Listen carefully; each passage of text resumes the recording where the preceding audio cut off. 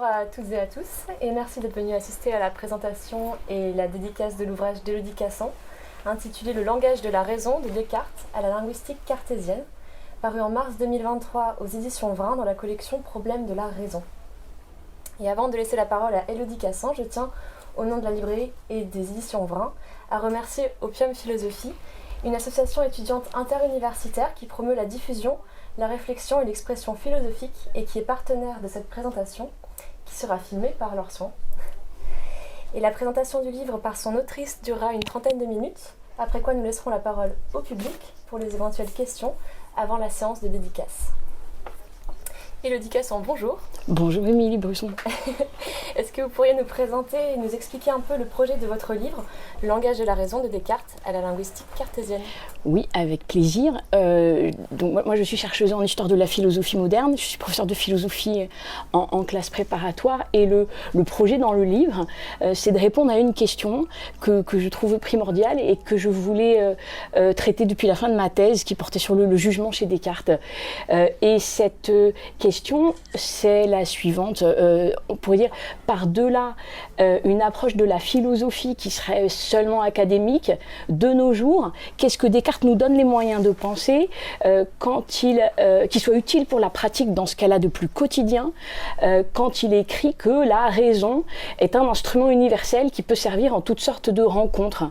Cette citation de Descartes, elle se trouve dans le discours de la méthode, cette caractérisation de la raison, elle se trouve dans le discours de la méthode, elle est au cœur d'un passage que Descartes consacre au langage, langage dont il fait le critère de la différence entre l'homme et l'animal. Et cette caractérisation de la raison comme instrument universel qui peut servir en toutes sortes de rencontres, c'est un résultat théorique auquel Descartes parvient après avoir mis en lumière les limites du paradigme mécaniste pour ce qui est d'expliquer les fonctions et les comportements de ces vivants que sont les hommes et les animaux. Il forme l'hypothèse de la parole comme manifestation corporelle d'une réalité qui ne s'y réduit pas et qui est la pensée. Et la pensée, c'est une élaboration propre à chacun qui n'est pas déterminée organiquement. Donc ce qui est fascinant dans cette organisation, c'est qu'on a une théorie rationaliste de l'esprit qui procède de la démonstration de l'absence de conditionnement mécanique de la parole et de la thèse donc suivant laquelle la liberté c'est dans la nature de l'homme. Et je souhaitais travailler sur la manière dont Descartes articule la notion de rationalisme, la notion de mécanisme et la notion de liberté. Parce qu'en faisant ainsi les choses, Descartes fait de l'homme un vivant qui dit ce qu'il pense face aux autres et avec eux. Et Descartes invite ses lecteurs à utiliser l'équipement intellectuel dont la nature l'a doté pour inventer ses conditions de vie et pour penser le monde. Et pour penser le monde individuellement et collectivement. Et donc c'est avec ces questions en tête que j'ai accepté la proposition que m'a faite André Charac, le directeur de la collection Problèmes de la raison chez Vrin, proposition qui était de faire dialoguer Descartes avec Chomsky à partir du livre de Chomsky, La linguistique cartésienne, un chapitre de l'histoire de la pensée rationaliste, qui est un texte paru en 1966, la même année que Les mots et les choses. Et la démarche, en fait, du coup, c'était de comprendre quel rôle une théorie rationaliste de l'esprit peut jouer dans le domaine linguistique. C'est-à-dire que la démarche de l'ouvrage, le point de départ technique, là, pour le coup, de l'ouvrage, il était de chercher à savoir comment Chomsky s'y est pris pour donner au rationalisme cartésien une application linguistique au service de la fabrique de sa propre théorie linguistique. Et d'autre part, l'objectif était de déterminer dans quelle mesure la catégorie de linguistique cartésienne n'est pas qu'un dispositif ad hoc.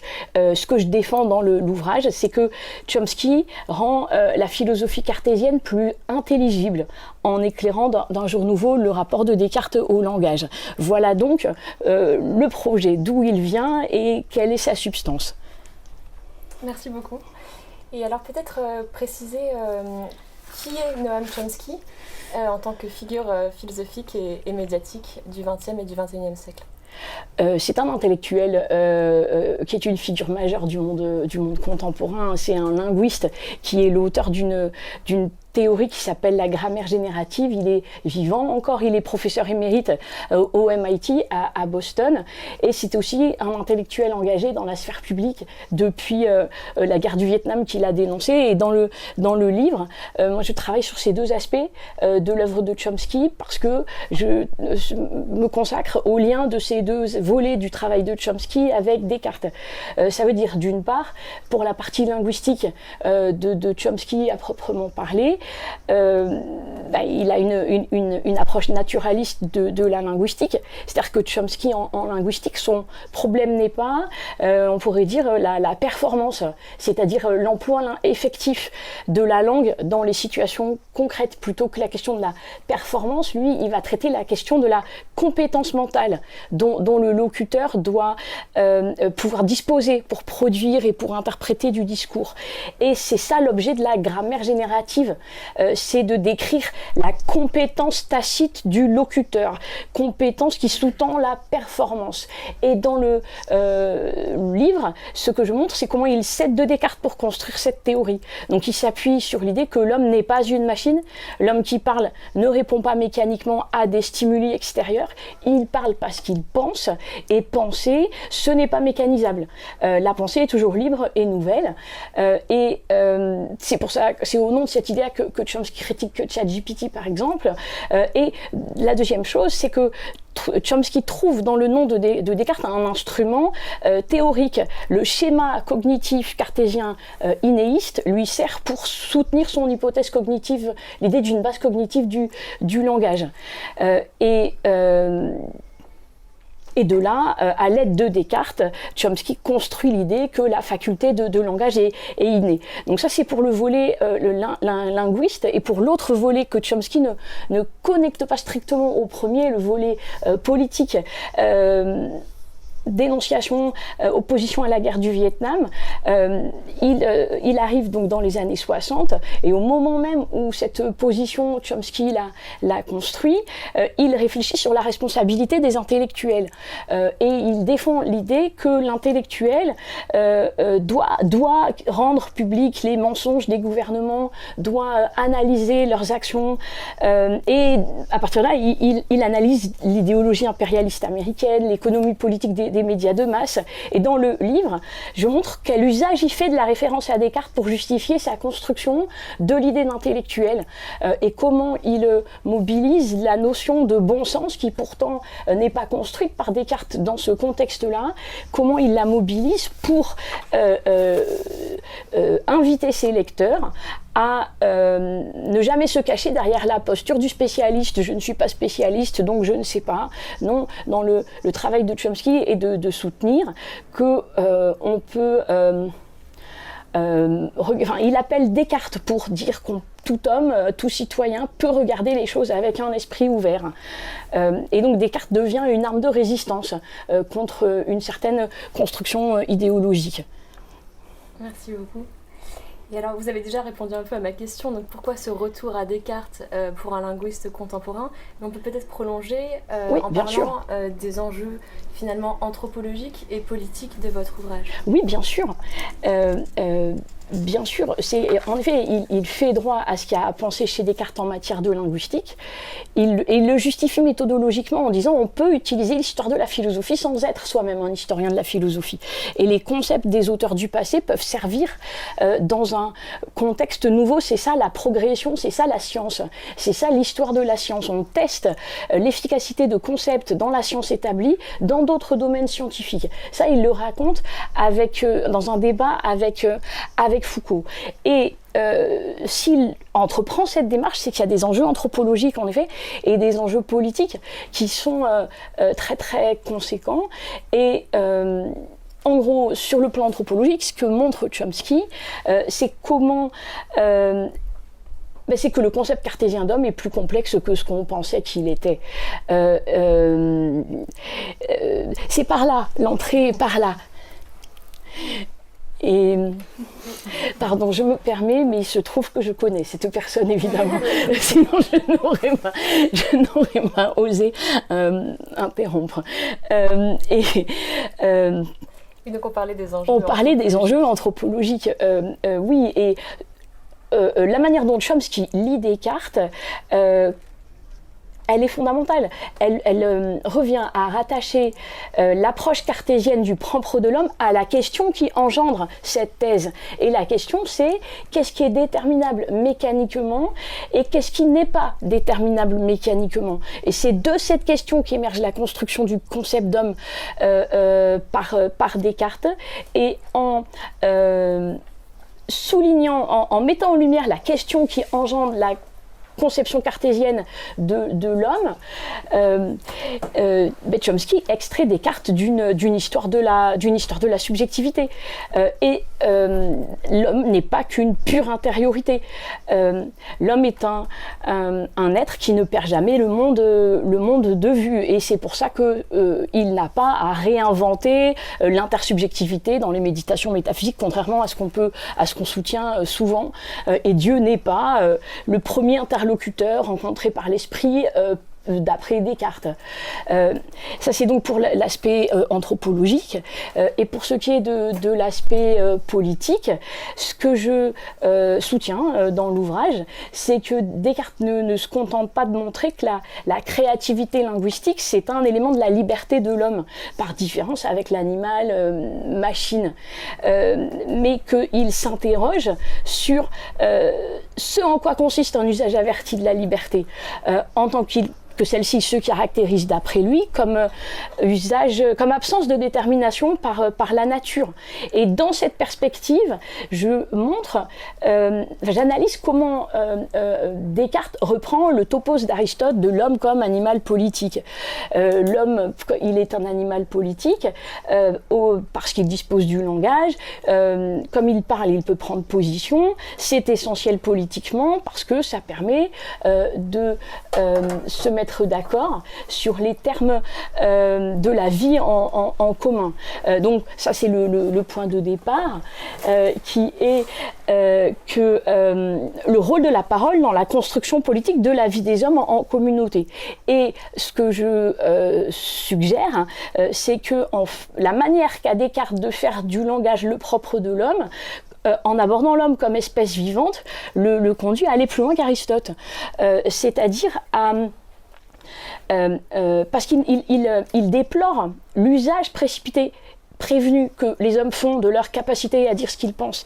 Il cherche des remèdes, recherche des conditions logiques, grammaticales, rhétoriques pour un usage alternatif de cette faculté. Et ceci s'inscrit dans un cadre épistémologique, mais cette démarche est tout sauf sans application politique. Il ne s'interroge pas seulement sur les compétences naturelles de l'homme, mais sur le parti qui peut en être tiré. Et cette question, elle est essentielle à la modernité politique. Donc on peut dire qu'il y a une sorte d'actualité politique de la pensée de Descartes. Dans cette mesure où cette question entrecroise celle des modalités du devenir autonome de l'esprit critique et celle de savoir comment se situer comme citoyen par rapport aux contraintes imposées par le fait de vivre en société, oui. Merci beaucoup. J'ai une dernière question avant de laisser la parole à Opium Philosophie. Donc, tout ça nous permet de situer Chomsky finalement par rapport à ses contemporains, et vous parlez à la fin de votre ouvrage de Bourdieu, de Foucault. Oui. Alors comment le situer précisément ? Oui, ces auteurs, j'en parle parce que même s'ils interviennent de manière très ponctuelle, ils jouent un rôle très structurant dans la construction du projet qui a donné naissance à ce livre, parce qu'ils posent des questions à Chomsky. Foucault débat avec Chomsky en 1971 dans un contexte où il s'agit de réfléchir sur l'idée de nature humaine. Et Bourdieu critique Chomsky dans ce que parler veut dire quand il travaille en sociologie sur l'économie des échanges linguistiques. Et j'utilise les questions que Bourdieu et Foucault adressent à Chomsky pour construire ce livre comme des réponses, en fait.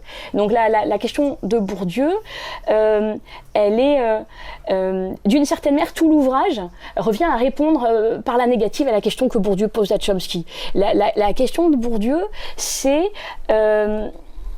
comment Chomsky, comment Descartes peuvent-ils faire fi de la problématique sociale, de l'acquisition, de la capacité de parler. Bourdieu écrit qu'on ne peut pas faire comme si, je cite un passage de ce que parler veut dire, on ne peut pas faire comme si la capacité de parler qui est à peu près universellement répandue était identifiable à la manière socialement conditionnée de réaliser cette capacité naturelle. Parce que cette capacité naturelle, cette manière sociale de réaliser cette capacité naturelle présente autant de variétés qu'il y a de conditions sociales d'acquisition. Autrement dit, qu'est-ce que ça veut dire ? Ça veut dire que Bourdieu est d'accord avec Chomsky et Descartes quand ils disent que pour acquérir la capacité de parler, il faut une disposition innée, mais d'un autre côté, ils ont tort, parce que, d'après Bourdieu, ils en profitent, en fait. Ils mettent entre parenthèses la question des conditions sociales d'exercice de la capacité de parler une langue. C'est-à-dire que la question que Bourdieu pose, c'est, mais quoi, vous n'avez pas vu que les structures cognitives d'un être humain sont aussi tributaires des lois sociales de construction. Et ce reproche, il est très très fort en fait, parce qu'il revient à dire que une approche inéiste de l'esprit humain qui conceptuellement soutient l'idée de nature humaine universelle, cette approche-là ne serait pas conforme à la réalité de ce que c'est qu'un être humain. Parce que pour autant que cette réalité, elle est déterminée socialement et que les déterminations sociales la particularisent. Donc on a beaucoup de passages où Bourdieu dit que ni Descartes ni Chomsky n'ont compris ce que c'est que d'un point de vue pratique de dire que l'homme est un être rationnel. Descartes, il a un intellectualisme. Chomsky, il cède à la facilité de l'abstraction. Et tout l'objet du livre, c'est de dire que Bourdieu, sur ces points-là, a tort, si génial soit-il par ailleurs dans son immense travail. Et de réévaluer la légitimité des ambitions du rationalisme en matière d'explication du réel. Ça, c'est vraiment donc la raison pour laquelle il est question de Bourdieu dans le livre, c'est pour prendre position contre lui et dire que non, la raison comme compétence naturelle, défendre cette thèse, ça ne veut pas dire mettre entre parenthèses le réel le plus quotidien. Et donc ça, c'est sûr. Pourquoi est-ce qu'il est question de Bourdieu dans un livre qui s'appelle Descartes et Chomsky ? C'est comme tiers terme. Et Foucault intervient aussi dans le livre pour dans la même logique, c'est-à-dire pour mettre en lumière la spécificité, la consistance du point de vue de Chomsky et de sa lecture de Descartes. Quand ils se rencontrent en 1971, quand ils débattent sur l'idée de nature humaine, Chomsky et Foucault, la question c'est, y a-t-il une nature humaine innée, indépendante de nos expériences, ou est-ce que les influences extérieures pourraient quand même un peu compter ?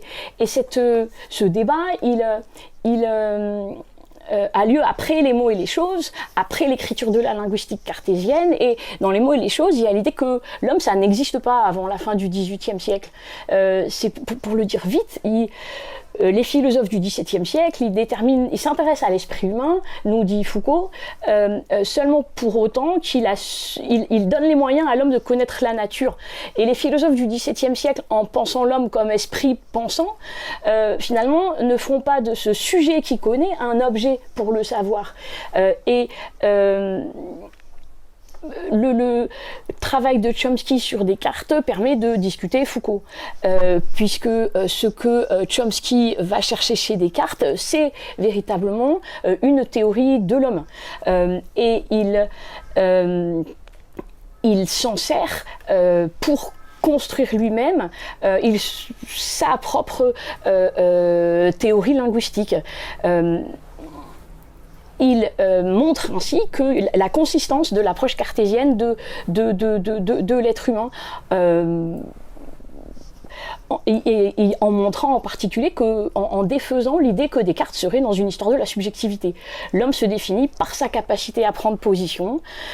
Cette prise de position, elle a un caractère linguistiquement structuré et en racontant tout ça, en montrant tout ça à partir de Descartes, Chomsky est fondé à voir dans le fonctionnement de l'esprit humain ce qui constitue véritablement l'homme. Donc là encore, c'est dans la conclusion du livre, la relation avec Foucault sert à montrer ce qui fait la singularité du projet de Chomsky dans sa lecture de Descartes. Merci beaucoup. Madame Cassan, bonjour. Bonjour. Descartes pose le logos comme ce qui impose de ne pas considérer l'homme comme une simple machine corporelle, pour reprendre vos propres mots. Et Chomsky le considère comme réalisé qu'une fois que tous les êtres humains le partagent. À ces lumières, pouvons-nous avancer que le langage, loin d'être un fait accidentel, constitue plutôt l'essence de l'homme ? C'est en effet le point sur lequel Chomsky et Descartes se rencontrent. Et on pourrait dire que de ce point de vue-là, Chomsky a vraiment raison quand il avance au tout début de son livre la linguistique cartésienne, que certes il y a un nombre assez restreint de textes de Descartes où il est question du langage comme propre de l'homme dans les termes que vous venez de rappeler, mais ces textes jouent un rôle significatif dans la construction de sa conception philosophique. Et c'est aussi un point sur lequel je travaille dans le livre en regardant les dialogues qui se tiennent entre les lecteurs rationalistes et empiristes de Descartes au XVIIe et au XVIIIe siècle. Par exemple, Gassendi, Locke, Rousseau et Condillac, qui reprennent ces quelques textes de Descartes, c'est-à-dire que cette caractérisation de l'homme comme doué de langage, cette caractérisation par Descartes de l'homme comme doué de langage, elle a un statut matriciel dans la construction du concept d'homme à l'époque moderne, et les lecteurs de Descartes font varier le curseur quand ils réfléchissent sur la notion même de pensée, et c'est quand ils réfléchissent sur les paramètres et sur les facultés et les opérations de la pensée qu'ils vont dialoguer et discuter avec cette approche. Néanmoins, cette idée là joue un rôle matriciel dans la modernité philosophique. D'accord, merci. Et pour continuer sur ce lien qui unit finalement les hommes, le langage, on voit que vous donnez à la figure de l'intellectuel une place de choix dans la société. Est-ce que cela signifie pour vous que si tous les hommes possèdent le langage, seuls les intellectuels peuvent en faire un usage politique ? Je vous remercie aussi de cette question. Dans le livre, je m'efforce de répondre par la négative à cette question et de prendre appui sur Chomsky pour essayer de souligner l'intérêt de répondre par la négative à cette question. Et la question que vous posez finalement, c'est pourquoi est-ce que Chomsky se tourne vers Descartes plutôt que vers Bourdieu quand il réfléchit sur qu'est-ce qu'un intellectuel, qu'est-ce que peut faire un intellectuel dans le monde actuel. Et l'intérêt de la référence à Descartes ici, c'est de donner des outils conceptuels pour dire que tout homme, si déterminé socialement soit-il dans la construction de sa vision du monde, peut apprendre à prendre position sur ce monde et sur les événements problématiques qui s'y déroulent. Descartes fournit ici des instruments logiques dont, selon Chomsky et aussi selon moi, tout homme gagne à faire usage s'il veut avoir sur son temps un regard lucide, un regard objectif. C'est-à-dire que ce qui est intéressant ici, c'est qu'on a une application politique de la problématique de la recherche de la vérité qui structure la philosophie cartésienne et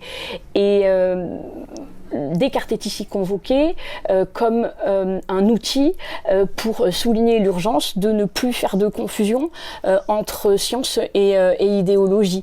Et ce travail-là est pensé comme pouvant être à la portée de tous, à condition simplement de s'y mettre. Merci beaucoup. Merci à vous.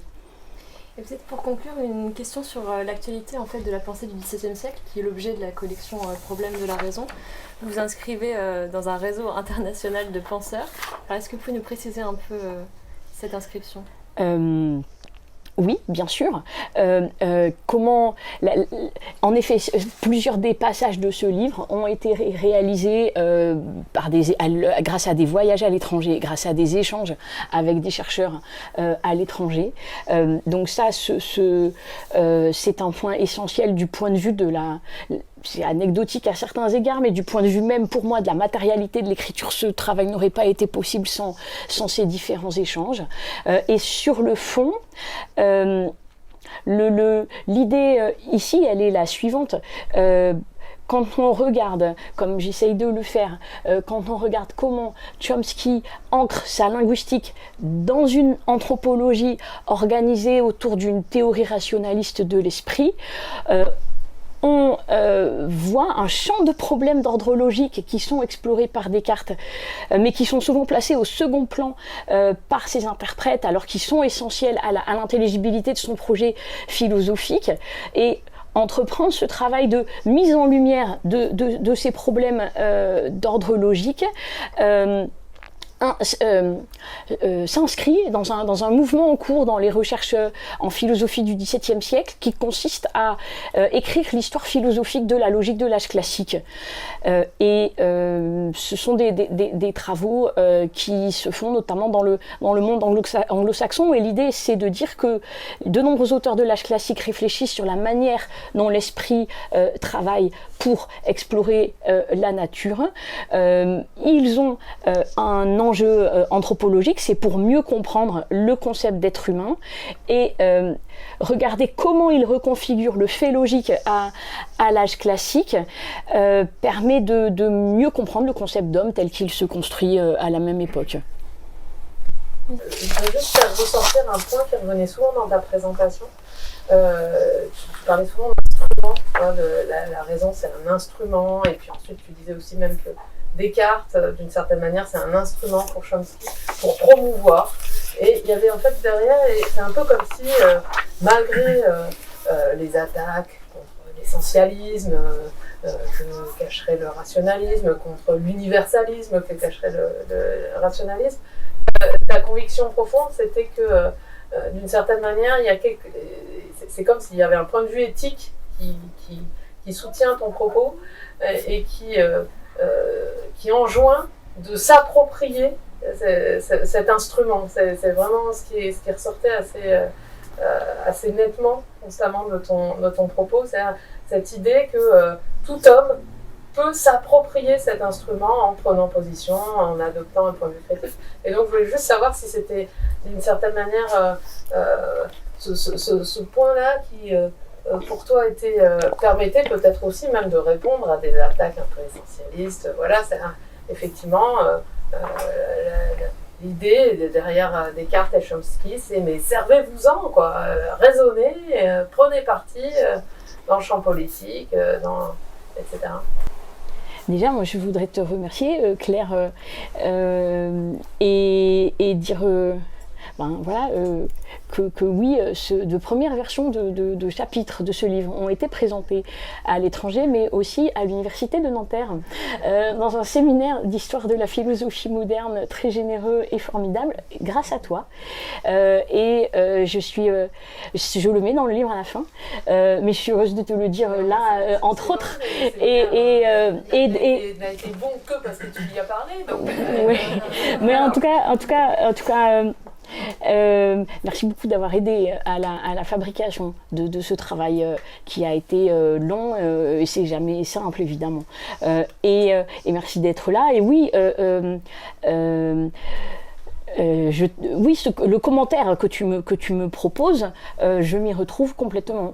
Quand tu soulignes que les liens que je propose entre la raison comme instrument qui tend vers universalisme, essentialisme et des problématiques éthiques, oui, je m'y retrouve complètement. C'est-à-dire que la question, c'est qu'est-ce qu'on peut penser. Enfin, la question qui... au terme d'un gros travail qui est technique, il y a de nombreux enjeux techniques dans l'ouvrage, je me suis demandé quelle est la raison pour laquelle j'ai fait ça, quelle est la question qui est là, et je pense que c'est cette question-là. Qu'est-ce qu'on peut penser avec Descartes si on veut raisonner du point de vue de la pratique, qu'est-ce que peut signifier concrètement la notion d'être rationnel dans la perspective cartésienne. Et pour traiter cette question, il fallait regarder la manière dont théorie et pratique s'articulent chez Descartes, et il semble en effet qu'il y ait une opposition telle que Descartes est lue. Et donc sur le fond, ce travail revient à prendre position aussi contre le Descartes de la phénoménologie, contre une idée du phénomène subjectif. Travailler sur Descartes et le langage, c'est montrer que l'être humain, il est ancré ici, maintenant, il y a un temps, il y a un lieu, et pour le dire même différemment, pour le dire plus techniquement, dans les textes de Descartes sur la science, dans les lettres, il dit, mais moi je voudrais persuader mon auditoire, je voudrais persuader mes lecteurs. Et la question de la persuasion, c'est une question à caractère rhétorique, et elle montre que du fin fond de la construction de son projet scientifique et de la construction de son projet philosophique, il est ancré, présent. Et après, j'ai été très intéressée aussi par ce que Chomsky lui fait dire sur le plan politique, parce que j'y ai vu des points d'aboutissement, d'éléments qui me paraissent être dans Descartes, mais je n'oublie pas qu'il y a peut-être qu'il y a vraiment peu de textes de Descartes sur la question politique, et que Descartes lui-même n'invite pas forcément son lecteur à changer la société. Disons, je m'inscris dans la suite de Chomsky, là, sur ce point-là, quand il fait un usage non historien d'un concept cartésien.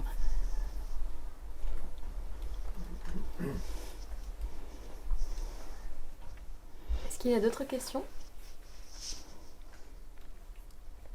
Dans ce cas, nous vous remercions chaleureusement d'avoir fait cette présentation, et vous pouvez à présent procéder à la séance de dédicace. Bien sûr, avec... Merci beaucoup.